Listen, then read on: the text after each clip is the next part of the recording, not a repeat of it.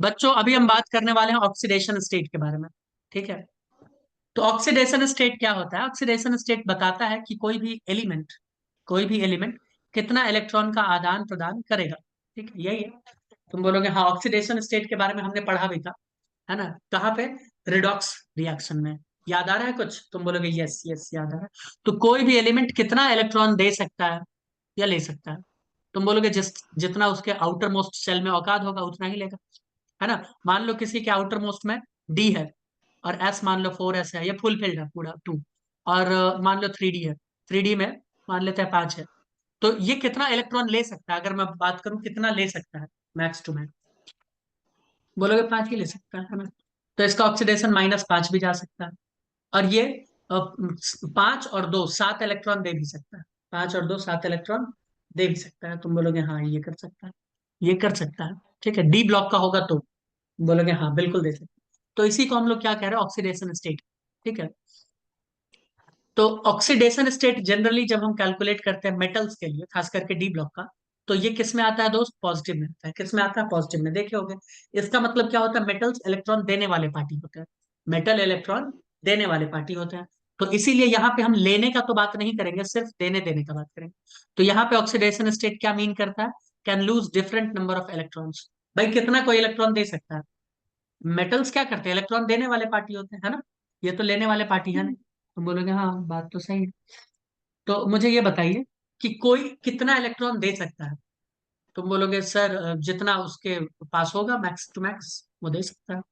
अगर D block का है तो वो अनपेयर्ड डी इलेक्ट्रॉन भी देगा, और एस इलेक्ट्रॉन भी देगा, 4s वाला भी देगा, या 5s जो भी है, ns वाला भी देगा, और n-1 डी वाला भी दे सकता है। इतना दे सकता है, इससे ज्यादा नहीं दे पाएगा। हम बोलेंगे अरे वाह बहुत अच्छी बात। तो आओ कुछ एलिमेंट्स के बारे में देखें।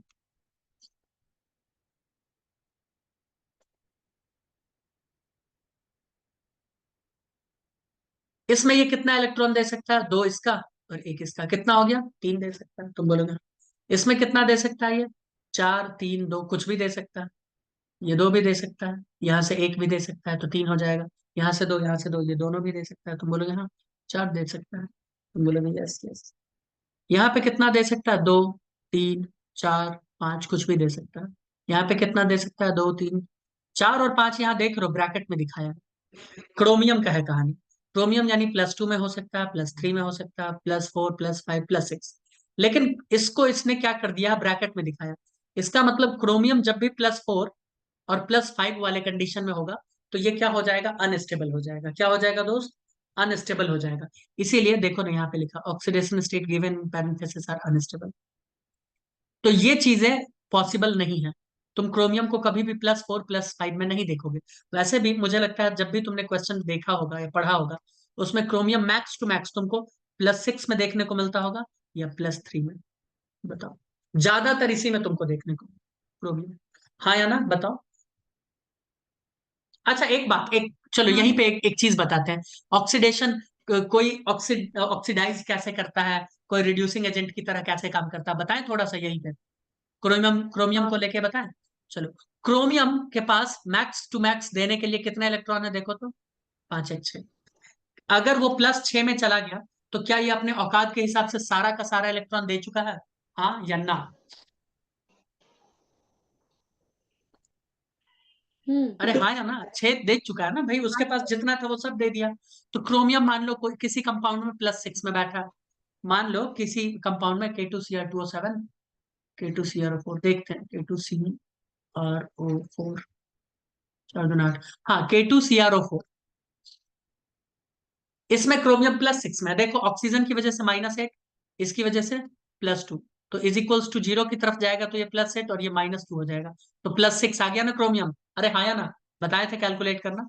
तो K2Cr4 मान लो एक कंपाउंड है, K2Cr4, जिसमें ऑक्सीजन प्लस सॉरी क्रोमियम +6 में बैठा है। ध्यान से सुनना, यहीं पे क्लियर करते हैं, खत्म करते हैं। अब मान लो कोई एलिमेंट आया, हम बोल रहे हैं कि सुनो इसको हमको रिड्यूस करवाना है। हमको क्या करवाना है? रिड्यूस करवाना है। कोई एलिमेंट है, यानी उसका हमें करवाना है रिडक्शन।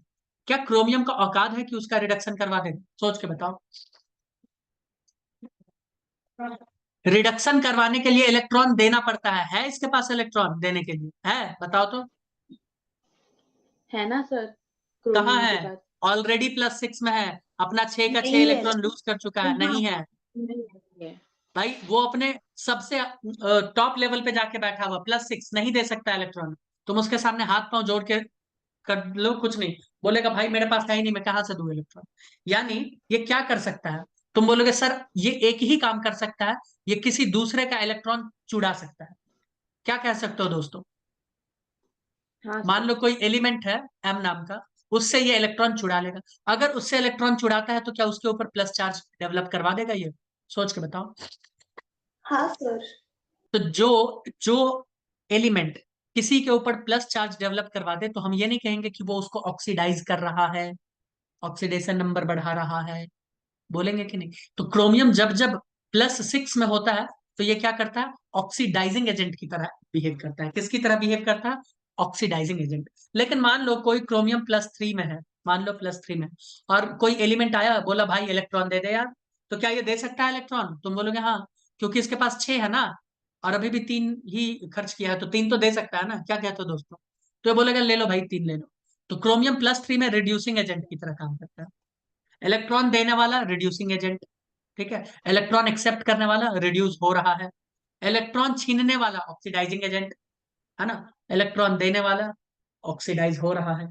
समझ आया कि नहीं आया? बताओ। तो अभी जो रिएक्शंस हम लोग पढ़ेंगे ना इस पूरे चैप्टर में, इसका क्रोमियम का और मैंगनीज का ही पढ़ेंगे। तो ये क्रोमियम और मैंगनीज कब रिड्यूसिंग एजेंट की तरह काम करेगा, कब ऑक्सीडाइजिंग एजेंट की तरह काम करेगा, पता चल गया। ऑक्सीडाइजिंग एजेंट की तरह अभी काम करेगा, क्योंकि इस कंडीशन में ये क्या कर सकता है? दूसरे का इलेक्ट्रॉन चुरा सकता है। क्या करेगा? दूसरे का इलेक्ट्रॉन चुरा लेगा। आया ना? क्योंकि खोने के लिए अब कुछ नहीं है, तो अब चोरी करेगा, चोरी करेगा, डाका डालेगा। क्या कहते हो दोस्तों? बोलोगे हाँ बिल्कुल सही बात।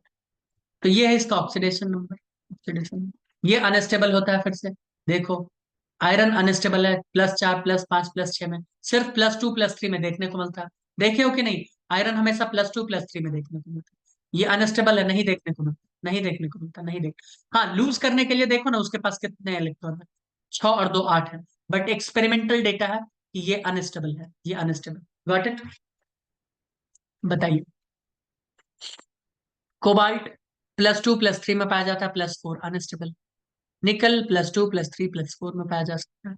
क्यों? तुम बोलोगे सर यहाँ पे तो ज्यादा होना चाहिए, 8 2 10 इलेक्ट्रॉन है। तो नहीं, अनपेयर्ड इलेक्ट्रॉन कितने हैं? D8 का मतलब क्या हुआ? D8 का मतलब 10 - 8 कितना हुआ? 2 अनपेयर्ड इलेक्ट्रॉन है। तो 2 और 2 कितना? मैक्स टू मैक्स 4 कर सकता है भाई। 8 अगर है, D8 है, इसका मतलब क्या हुआ? अनपेयर्ड कितने हैं? 1 2 3 4, 1 2 3 4 5 6 7 8। देखो तो अनपेयर्ड इलेक्ट्रॉन निकल के पास कितने हैं? इतना ही है ना, 2 ही है ना। बोलो। तो 2 हाँ सर। इलेक्ट्रॉन डी के हो गए और 2 एस के हो गए, तो 2 2 मैक्स टू मैक्स 4, या 3 या 2। समझ आया? अनपेयर्ड इलेक्ट्रॉन शो करता है, अनपेयर्ड। बताइए, कोई दिक्कत? आयरन का भी सेम कहानी है। आयरन का तुमको दिख रहा होगा 6 और 2, नहीं, आयरन में भी ऐसा ही कहानी है। देखो, 6 को कैसे लिखेंगे? 1 2 3 4, 1 2 3 4 5 6, ठीक है। आयरन में तुमको दिख रहा होगा कितने हैं? ये 1 2 3 4, 4 दिख रहे हैं, और इधर कितने दिख रहे हैं? 2। तो तुम तो आयरन को 6 तक लेके जाओगे, हाँ लेके जाओ, लेकिन 4 और 5 और 6 ये अनस्टेबल हो जाते हैं। ये क्या हो जाते हैं? अनस्टेबल। ठीक है, बताइए। हाँ अब ये सब तो तुमको याद रखना है। उसमें भी सबसे इंपॉर्टेंट आपको क्या याद रखना है? क्रोमियम का +6 तक जाता है मैक्स टू मैक्स।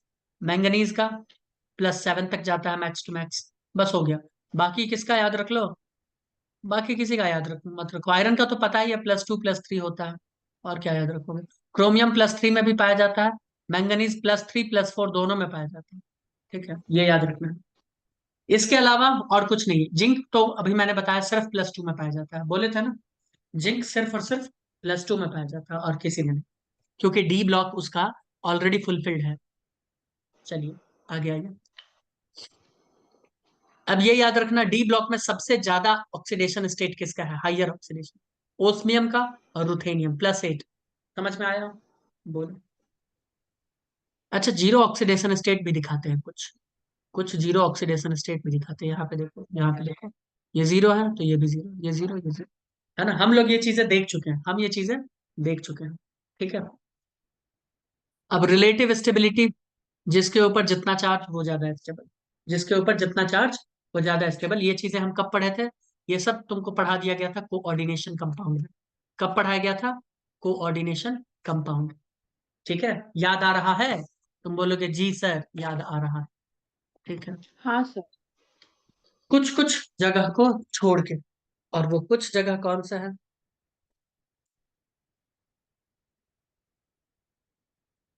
ठीक है, ठीक है। ऐसा क्यों होता है? D5 स्टेबल कॉन्फ़िगरेशन की वजह से। जब मैंगनीज से दो इलेक्ट्रॉन हटाते हो, मैंगनीज से दो इलेक्ट्रॉन हटाते हो तो वो D5 बन जाता है। क्या बन जाता है? D5। जबकि तीन इलेक्ट्रॉन हटाते हो तो वो क्या बन जाता है? D4। तो स्टेबल कौन सा होगा ये? दो इलेक्ट्रॉन हटाने पे D5 हो जाएगा, तो यही स्टेबल होगा ना। क्या कहते हो दोस्तों? हाँ अरे सर। यार, और यहाँ आयनाइजेशन पोटेंशियल के आधार पर, यहाँ कहा आयनाइजेशन पोटेंशियल के आधार। ठीक है, चलिए आगे आते हैं। On moving in a period, stability of higher oxidation state decreases. Period में जब तुम बढ़ते हो लेफ्ट टू राइट तो क्या होता है? जैसे जैसे oxidation state, stability of higher oxidation state decreases, ठीक है। स्टेबिलिटी कम होने लगता है पीरियड में। वेनेडियम यहाँ पे कितने में है? 3 दूना 6 - 1 कितना हो जाएगा? 5 +5 में। क्रोमियम कितना में है? 8 2 + 6, ये कितना में? +7। तो स्टेबिलिटी कम हो रहा है, कम हो रहा है। समझ में आया? ये बस याद रखना है और कुछ नहीं। याद नहीं भी रखो तो चलेगा, याद नहीं भी रखो तो चलेगा, चूंकि ये पीरियड 3 का है इसीलिए मैंने, सॉरी पीरियड नहीं, 3D सीरीज का है इसीलिए मैंने बताया, है ना, याद रख सकते हो। चलो, कोई दिक्कत है दोस्तों? बोलेंगे नहीं कोई दिक्कत। नहीं सर। अब इसी में बात समझ लो फिर, अनपेयर्ड इलेक्ट्रॉन का कहानी है क्या इसमें दिया है? इसी में समझ लो, जब ऑक्सीडेशन स्टेट बता दिया तो ये भी समझ लो यहाँ पैरामैग्नेटिक डायमैग्नेटिक देख लो, देखो ऑक्सो कैटायंस नहीं, मैग्नेटिक प्रॉपर्टी देख लो, देखो फॉर्मूला वही है ना, μ = n × n+2। Calculated observe, unpaired electron देखो, अनपेयर्ड 1 है तो कैलकुलेटेड कितना है? 1 पॉइंट समथिंग समथिंग। एन का वैल्यू 2 है तो 2 पॉइंट समथिंग, 3 है तो 3 पॉइंट समथिंग, 4 है तो 4 पॉइंट समथिंग, 5 है तो 5 पॉइंट समथिंग। क्या 4 है तो 4 पॉइंट समथिंग, देख रहे हो? 3 है 3 पॉइंट समथिंग, 2 है 2 पॉइंट। और अनपेयर्ड इलेक्ट्रॉन निकालना आता है तुम लोगों को? तुम बोलोगे हाँ। D1 से लेके D5 तक जो होगा वो तो वही होगा, अनपेयर्ड ही होगा। लेकिन D6 से लेके D10 तक क्या करना है तुमको? 10 से माइनस कर देना है। 6 है तो 10 से माइनस 6 करोगे कितना? 4 अनपेयर्ड हुआ। 10 है, 7 से माइनस करोगे कितना होगा? 3 होगा अनपेयर्ड। और अगर सब पेयर्ड है तो क्या होता है? सॉरी, डायमैग्नेटिक क्या हो जाता है दोस्त? डायमैग्नेटिक। और अनपेयर्ड इलेक्ट्रॉन का हम मैग्नेटिक मोमेंट भी निकालना समझा चुके हैं, है ना। बताओ, बताइए, कोई दिक्कत हाँ है? सर। ठीक है, देखो यही है फॉर्मूला हमारे पास, यही है फॉर्मूला। μ = n × n+2। n यहाँ पे क्या है? नंबर ऑफ अनपेयर्ड इलेक्ट्रॉन्स, है ना। क्या है? नंबर ऑफ अनपेयर्ड इलेक्ट्रॉन्स, ये हमने निकाल रखा है। कोऑर्डिनेशन कंपाउंड पढ़ रखो तो कोई दिक्कत नहीं। पैरामैग्नेटिक क्या होता है? कंपाउंड्स, पैरामैग्नेटिक सब्सटेंस वो होते हैं जिसको मैग्नेटिक फील्ड के अंदर ले जाओगे तो वो अट्रैक्टेड महसूस करेगा, उसको लगेगा कोई इसको अपनी तरफ खींच रहा है। जबकि डायमैग्नेटिक ऐसे होते हैं जिसको लगता है कि उसको कोई रिपेल कर रहा है मैग्नेटिक फील्ड के अंदर। समझ आया? बोलो, बोलो बच्चों। हाँ सर। आइए, आइए आपका इलेक्ट्रॉन पोटेंशियल। इलेक्ट्रोकेमिस्ट्री में वैसे इसको पढ़ाया जाएगा, बट फिर भी यहाँ मैं बताऊंगा और कोशिश करता हूँ अच्छे से बताने का। कुछ फैक्टर्स देखो, जैसे कि in addition to ionization enthalpy, the other factors such as enthalpy of sublimation, hydration enthalpy, ionization enthalpy, etc., determine the stability of a particular oxidation state in a solution. It can be explained in terms of electrode potential values.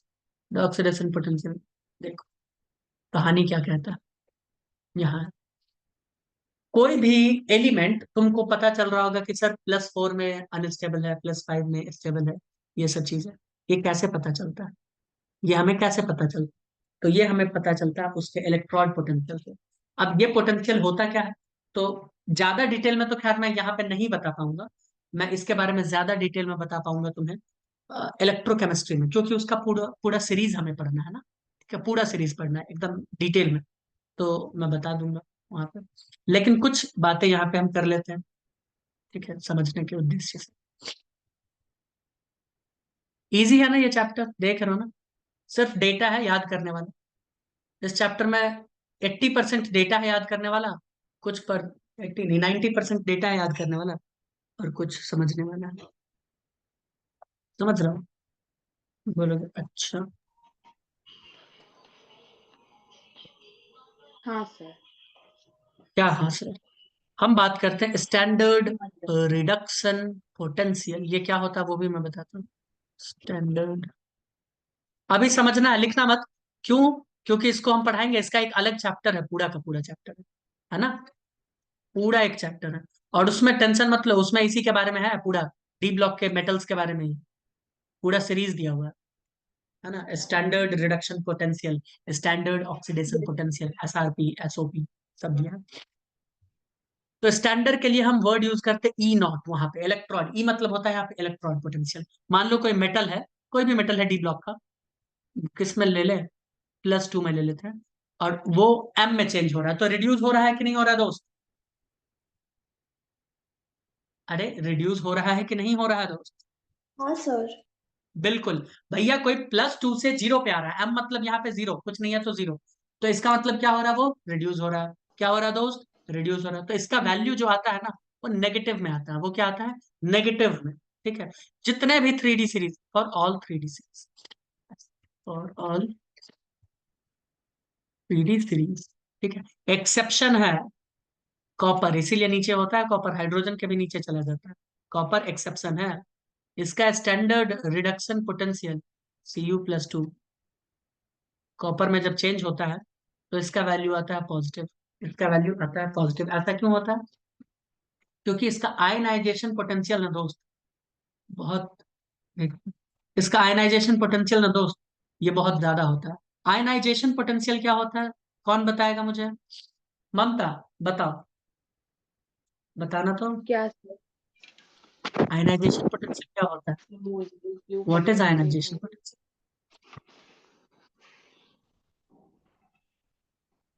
अभी बताए थे। Ionization enthalpy, ionization potential, सब एक ही चीज है। Ionization हाँ energy, sir. सब कुछ एक ही चीज है ना। वो मैं बोल रहा अमाउंट हूँ ऑफ कुछ, एनर्जी। मैं बोल रहा हूँ कि अगर इसको, इसमें से 2 इलेक्ट्रॉन खींचने में, ध्यान से सुनना, मान लेते हैं कुछ x किलो कैलोरी एनर्जी लगा इस, इससे इलेक्ट्रॉन खींचने में, ठीक है, इससे इलेक्ट्रॉन खींचने में लगा। तो अगर इसको इलेक्ट्रॉन देंगे तो उतना ही एनर्जी रिलीज करेगा। तुम बोलेगा हाँ, उतना ही एनर्जी रिलीज करेगा, है ना।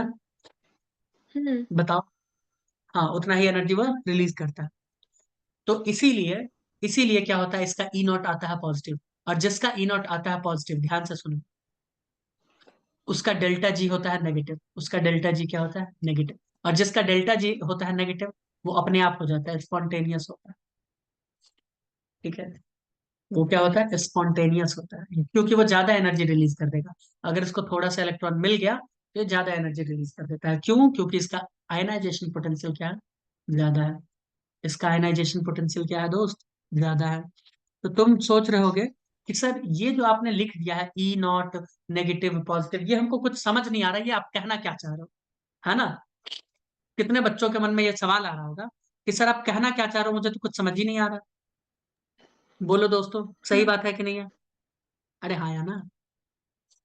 इस चीज की मदद से, हाँ। अभी जो मैंने लिखा ना कि इसका नेगेटिव होता है इसका, इस चीज की मदद से हम ये पता करते हैं कि कोई भी मेटल कि ऑक्सीडाइजिंग एजेंट की तरह काम करेगा या रिड्यूसिंग एजेंट की तरह काम करेगा। एक तो हमने ऑक्सीडेशन नंबर से पता किया, लेकिन ऑक्सीडेशन नंबर पता कैसे करते हैं? तो यही तरीका है, यही तरीका है पता करने का। समझ आया? यही तरीका है पता करने का कि भाई वो रिड्यूसिंग एजेंट, वो रिड्यूसिंग नेचर दिखाएगा, ऑक्सीडाइजिंग नेचर दिखाएगा, ये हमको पता चलता है। समझ आ रहा है थोड़ा थोड़ा? अरे भैया समझ आया? तुम बोलोगे नहीं सर, सर। नहीं समझ आया। नहीं आया समझ किसी को? नहीं थोड़ा आया तो थोड़ा। एक एग्जाम्पल लेके समझाएं, एक एग्जाम्पल लेके समझाएं। हम्म एक एग्जाम्पल लो, मैं दो एलिमेंट लेता हूँ और उनके बीच में कंपैरेटिव एनालिसिस करके समझाता हूँ, ध्यान से सुनो। यहीं पे समझा देते हैं इलेक्ट्रॉन पोटेंशियल, ध्यान से सुनो। मान लो दो एलिमेंट ले लेते हैं, कुछ स्टैंडर्ड रिडक्शन पोटेंशियल ही लेते हैं उसका, ई नॉट। क्रोमियम का ले लेते हैं, देखना क्रोमियम 3+, और ले लेते हैं क्रोमियम को बनाना है 2+, +2 में, ठीक है। तो अभी भी ये रिड्यूस हो रहा है, तुम बोलोगे हाँ। मान लो इसका वैल्यू है नेगेटिव कुछ भी, इसका वैल्यू है नेगेटिव में कुछ भी, और एक ले लेते हैं ई नॉट, किसका ले लेते हैं, किसका पॉजिटिव होता है, आयरन का, Fe+3 से Fe+2 में, और ये है पॉजिटिव, ये क्या है दोस्त, पॉजिटिव, ठीक है। अब मुझे बताओ, अभी अभी मैंने बताया है ना, अभी अभी मैंने बताया है कि जो पॉजिटिव होता है वो स्पॉन्टेनियस होता है, जो पॉजिटिव होता है वो स्पॉन्टेनियस होता है। तुम बोलोगे इसका वैल्यू आ रहा है पॉजिटिव में, सॉरी इसका वैल्यू आ रहा है नेगेटिव में, इसका वैल्यू आ रहा है पॉजिटिव। तो जिसका SRP का वैल्यू है ना, अभी तो मैं पूरा इक्वेशन नहीं बना सकता ना, जो नर्स्ट इक्वेशन है वो सब नहीं लिख सकते। जिसका SRP स्टैंडर्ड रिडक्शन पोटेंशियल का वैल्यू नेगेटिव होता है, जिसका स्टैंडर्ड रिडक्शन पोटेंशियल का वैल्यू नेगेटिव होता है, वो क्या करता है दोस्त, वो बहुत ही अच्छा रिड्यूसिंग एजेंट की तरह काम करता है। ये किसकी तरह काम करता है, रिड्यूसिंग एजेंट की तरह काम करता है। समझ आया, समझ आया। तुम बोलोगे कि कैसे काम करता होगा, है ना, ये कैसे काम करता होगा, तो ये ऐसे काम करता होगा। देखो इसको 3+ से 2+ में लाने के लिए ये नॉन स्पॉन्टेनियस प्रोसेस है। डेल्टा जी यहाँ पे पॉजिटिव आता है, डेल्टा जी यहाँ पे नेगेटिव आता है। एक बात मुझे बताना, डेल्टा जी पॉजिटिव का मतलब होता है कि ये प्रोसेस खुद से नहीं होगा। भाई डेल्टा जी पॉजिटिव का मतलब ये प्रोसेस खुद से नहीं होगा, स्पॉन्टेनियस नहीं है। हाँ या ना बताते चलो यार, समझा रहे हैं, इजी इजी चीज है। भाई हाँ डेल्टा जी सर। पॉजिटिव का क्या मतलब है, ये प्रोसेस खुद से नहीं होगा, तुम बोलोगे हाँ। ये प्रोसेस जब हम्म खुद से नहीं होगा, 3 से +2 जब खुद से नहीं होगा, तो मुझे ये बताओ क्या मैं उल्टा सोच सकता हूँ, क्या मैं उल्टा सोच सकता हूँ कि +2 से प्लस हाँ थ्री अपने आप हो जाएगा। भाई अगर +3 से +2 नहीं हो सकता खुद से, तो +2 से +3 तो खुद हो सकता है, हाँ ऐसा तो हो सकता है, तुम बोलोगे हाँ। तो तो ठीक है, तो +2 से +3 का मतलब क्या हुआ, एक इलेक्ट्रॉन लूज करेगा, -1 इलेक्ट्रॉन, अरे हाँ या ना। मान लो मेरे पास हाँ पहले सर। 10 रुपए था, है ना, अब मैं 10 रुपए और दे दूंगा तो मैं जीरो में चला जाऊंगा। पहले इसके पास 2 इलेक्ट्रॉन का कमी था, अब कितना इलेक्ट्रॉन का कमी हो गया, 3 इलेक्ट्रॉन का, यानी माइनस, और यहाँ क्या हो गया, +इलेक्ट्रॉन। भाई रिड्यूस हो रहा है ना। इसमें उल्टा कहानी है, देखो इसमें +3 से +2 जब ये आ रहा था, +3 से +2 जब आ रहा था, तो ये स्पॉन्टेनियस प्रोसेस खुद ब खुद हो रहा था, है ना। यानी ये हम्म क्या कर रहा है, इलेक्ट्रॉन खुद ब खुद ले रहा है, तुम बोलोगे हाँ। लेकिन इलेक्ट्रॉन देने में इसका छाती फट रहा है, खुद नहीं होगा। इलेक्ट्रॉन देने में इसका छाती फट रहा है। तो कौन अच्छे से इलेक्ट्रॉन दे सकता है, कौन जल्दी इलेक्ट्रॉन दे सकता है, क्रोमियम +2 वाला या Fe+2? सोच के बताओ, कौन इलेक्ट्रॉन जल्दी देगा, Fe+2, क्रोमियम +2? Fe+2। Fe+2 नहीं देगा। क्या सिस्टम है कैसे ये। सर? इसके लिए है डेल्टा जी नेगेटिव, इसके लिए यहाँ पे आ जाएगा डेल्टा जी पॉजिटिव, हाँ। इसके लिए यहाँ पे डेल्टा जी आ जाएगा नेगेटिव। अब बताओ, डेल्टा जी नेगेटिव का मतलब वो काम खुद से करना चाहता है, तुमसे वो परमिशन नहीं लेगा कि हमको ममता जी आके एनर्जी दीजिए, नहीं, खुद करेगा, स्पॉन्टेनियस, गिव्स फ्री एनर्जी। जिसका हम्म नेगेटिव होता है वो स्पॉन्टेनियस प्रोसेस होता है, बता चुके थे थर्मोडायनेमिक्स में। भगवान, अब भी नहीं समझ आया, मैं फिर से एक बार नहीं, आप भी समझाने की समझा। कोशिश।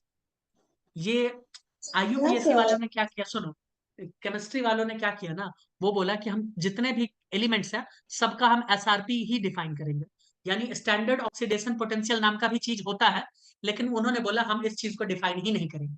हम किसको डिफाइन करेंगे, सिर्फ इसको डिफाइन करेंगे। सबने बोला ठीक। तो मैं बोल रहा हूँ इसका रिडक्शन पोटेंशियल, यानी ये एक इलेक्ट्रॉन लेगा, ये एक इलेक्ट्रॉन लेगा, तब लेगा जब आप इसको प्यार से बोलोगे कि रामू थोड़ा सा एनर्जी ले लो, पैसा भी लो, इलेक्ट्रॉन भी लो। लेकिन उल्टा कहानी है, जब तुम इसके पास इलेक्ट्रॉन मांगने जाओगे ना, तो इलेक्ट्रॉन ये खुशी खुशी दे देगा, क्योंकि इसका डेल्टा जी नेगेटिव है। इलेक्ट्रॉन भी देगा खुशी से, हो सकता है थोड़ा बहुत पैसा भी दे दे तो, ठीक है। लेकिन उसका केस उल्टा है, ये इलेक्ट्रॉन देते वक्त में बोलेगा हम नहीं देंगे, हम नहीं देंगे, समझ रहे हो, ऐसा कहानी है। जिसका ये वाला चीज डेल्टा जी नेगेटिव होगा उसका ये वाला चीज डेल्टा जी पॉजिटिव होगा, जिसका ये वाला डेल्टा जी पॉजिटिव होगा उसका ये वाला डेल्टा जी नेगेटिव होगा। समझ आया? तो एसआरपी हम एलिमेंट्स का, मुझे तो अभी बताना ही नहीं चाहिए, एसआरपी एलिमेंट्स का डिफाइन करते हैं, उसकी मदद से हम पता करते हैं कौन अच्छा रिड्यूसिंग एजेंट है। तो अगर तुमसे पूछ ले Cr+2 Fe+2 कौन अच्छा रिड्यूसिंग एजेंट है, तो Cr+2 होगा। क्यों? क्योंकि इसका डेल्टा जी नेगेटिव आता है, इसका डेल्टा जी पॉजिटिव आता है, ये है बस। अब देखो वो डिफाइन किया है एसआरपी के लिए, तो मैं क्या करूं भाई, वो एसआरपी के लिए डिफाइन किया है तो हम क्या करें। समझ आया? अब नहीं समझ आया तो प्लीज अभी मत पूछना, है ना, इसको इलेक्ट्रोकेमिस्ट्री में, इलेक्ट्रोकेमिस्ट्री के लिए छोड़ दो। बस समझा। क्या याद रखना है, क्या याद रखना है, जिसका ई नॉट स्टैंडर्ड नेगेटिव है वो अच्छा क्या है, अच्छा रिड्यूसिंग एजेंट है, जिसका पॉजिटिव है वो कम है। बस इतना अभी के लिए याद रख लो। चलेगा? चलेगा? बताओ। हाँ हाँ ठीक, सर। चलेगा। बाकी इसका रीजन तुमको समझ आ ही जाएगा, कब? तब। इलेक्ट्रोकेमिस्ट्री। देखो, SRP positive means reduction easy, ठीक है। एसओपी को पढ़ो ही मत, नहीं तो कंफ्यूजन हो जाएगा। आईयूपीएससी किसको डिफाइन करता है? सिर्फ एसआरपी। जिसका एसआरपी पॉजिटिव रिडक्शन इजी, जिसका एसआरपी नेगेटिव उसका रिडक्शन मुश्किल, रिडक्शन। हाँ। है ना, ऐसा कुछ। ठीक है, बस इतना याद रखो, कहानी खत्म हो जाएगी। हम्म। चलो, चलो अब हम बात करेंगे इसके मेटल हैलाइड्स के बारे में, लेकिन छोड़ देते हैं इसको, हम लोग एक ब्रेक के बाद पकड़ते हैं, ठीक है। ठीक है, चलिए यस। मिलते हैं।